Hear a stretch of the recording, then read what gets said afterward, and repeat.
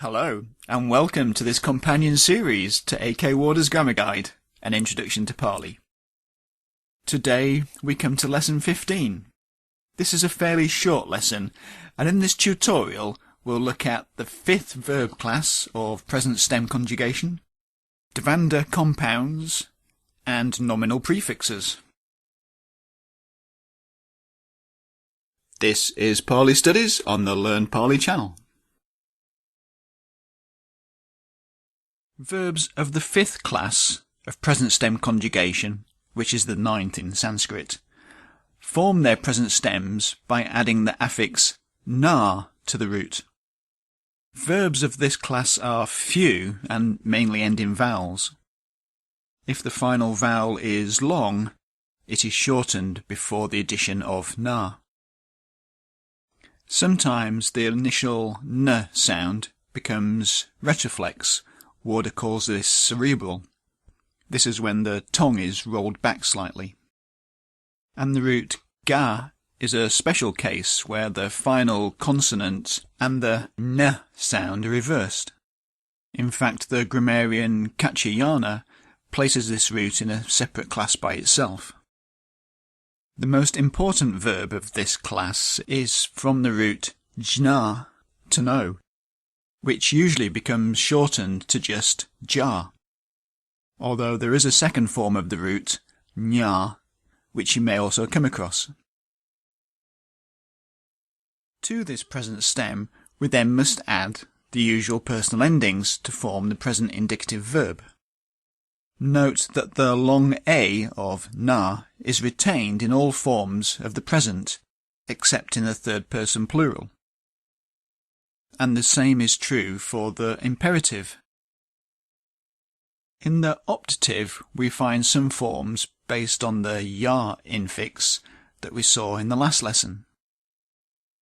And also the past tense can be formed on this stem with the ending of the first type of aorist that we saw way back in lesson 4. And in addition to these, the third type of aorist can also be formed on that secondary root, and these usually take the augment. Warder gives more example inflections, and hopefully now you can work these out.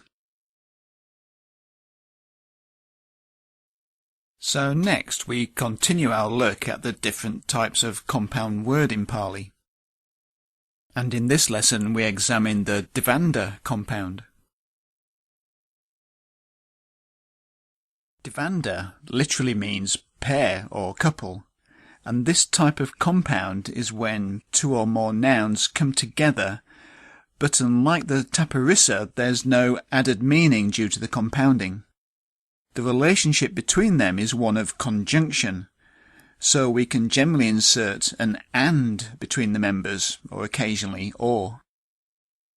English illustrations are few, but we have bittersweet, which means something which is both bitter and sweet, and numeral pairs like 21, which means 20 plus 1.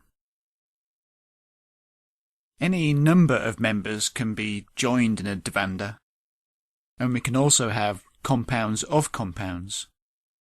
So in this example, the Devanda compound Buddha Dharma Sangha is itself part of a taparissa, and so is in a genitive relation with guna, the last member, meaning the virtues of the Buddha, Dharma and Sangha.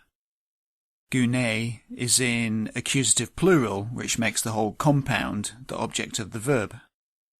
Again, we can see, as with all compounds, the initial members are in their stem form, with the final member being declined to indicate its role in the sentence. Now there's one peculiarity to Devanda compounds. They're normally plural and take the gender of their last member. But they can also be taken as a unit or collective when the members are a natural pair, in which case the compound will be singular, and then it's most often in the neuter gender. But even though grammatically it's treated as a single unit, the members can still be either singular or plural, and we have to work this out from context alone. And in Pali, unlike English, it's common to place the more pivotal member at the end of the compound. So it's normal to reverse this order when translating. Moving on now to the final section. Prefixes are probably more associated with verbs, but in this section we're looking at prefixes that are specific to nouns. And the most frequent is the negating particle a or an if the word begins with a vowel. This is said to negate the noun or adjective, which in its simplest means to put not in front of the word. And note the similarity to English, atypical, amoral, or apolitical. Negation in English is actually not straightforward. We negate a noun or a noun phrase with the negative particle no, as in, no dogs are allowed. But we can only do this with plural or collective terms. If the word is an adjective, we can use the particle not. He is not sad. But otherwise we have to negate the verb. The dog is not allowed. However, English provides us with a multitude of affixes to negate words, besides the simple use of no and not. And as well as pure negation, these affixes cover a variety of subtle negative meanings. So, just to explain some terms, reversal here means to create the opposite meaning, the antonym. The opposite of honest is dishonest. Privation means the absence of a property. To be unaware means to lack awareness. And the pejorative is something that is bad or wrong. And note these meanings are rather vague and they overlap. English then has a broad palette of affixes and meanings from which to draw. So besides straight negation, the negative particle can reverse meaning to create the antonym, or privation, which implies non-existence, or even the pejorative. And participles and other verbal adjectives can likewise be negated. And with absolutives, negation literally reads having not, but they're possibly better understood as without. The negative a prefix, I think, is etymologically related to the Latin prefix in and the Greek un. So, as a general rule, if the word you're negating is plural or an adjective, try no or not. But if it's singular, un or in as prefixes are a good first attempt. And there are other negating prefixes in Pali, such as ner, and also sometimes v when added to a noun. Other nominal prefixes include su, implying a general sense of good, pleasant, easy, or right, and du, the pejorative particle implying a general sense of bad, ill, or difficult. And note that due to the rules of Sandy, the first consonant of the word is often doubled before both su and du.